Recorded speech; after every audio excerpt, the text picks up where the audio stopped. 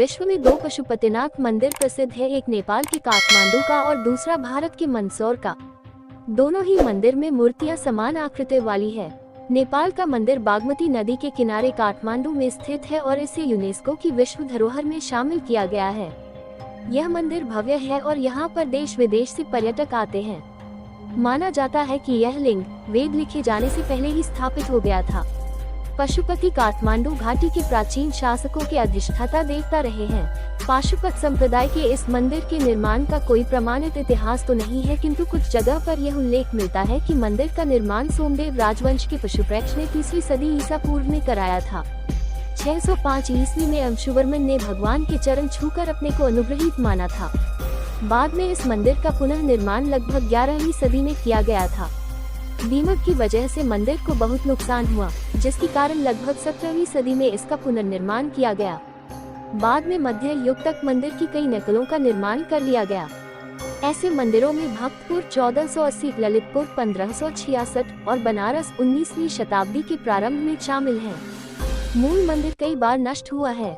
इसे वर्तमान स्वरूप नरेश भूपेंद्र मल्ला ने 1697 में प्रदान किया। अप्रैल 2015 में आए विनाशकारी भूकंप में पशुपतिनाथ मंदिर के विश्व विरासत स्थल की कुछ बाहरी इमारतें पूरी तरह नष्ट हो गई थी, जबकि पशुपतिनाथ का मुख्य मंदिर और मंदिर की गर्भगृह को किसी भी प्रकार की हानि नहीं हुई थी। मंदिर के पुजारी पशुपतिनाथ मंदिर में भगवान की सेवा करने के लिए 1747 से ही नेपाल के राजाओं ने भारतीय ब्राह्मणों को आमंत्रित किया था। बाद में माल्ला राजवंश के एक राजा ने दक्षिण भारतीय ब्राह्मण को मंदिर का प्रधान पुरोहित नियुक्त कर दिया। दक्षिण भारतीय भट्ट ब्राह्मण ही इस मंदिर के प्रधान पुजारी नियुक्त होते रहे थे। वर्तमान में प्रचंड सरकार के काल में भारतीय ब्राह्मणों का एकाधिकार खत्म कर नेपाली लोगों को पूजा का प्रभाव सौंप दिया गया। नेपाल में पशुपतिनाथ का मंदिर काठमांडू के पास देवपाटन गांव में बागमती नदी के किनारे स्थित है। मंदिर में भगवान शिव की एक 5 मुंह वाली मूर्ति है। पशुपतिनाथ विग्रह में चारों दिशाओं में एक मुख और एक मुख ऊपर की ओर है।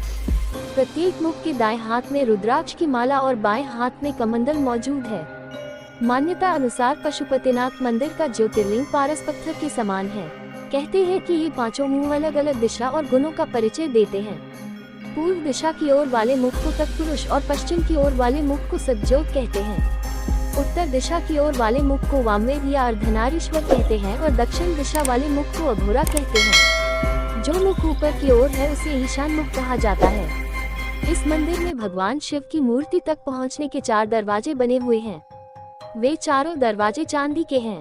पश्चिमी द्वार की ठीक सामने शिव जी के बैल नंदी की विशाल प्रतिमा है, जिसका निर्माण पीतल से किया गया है।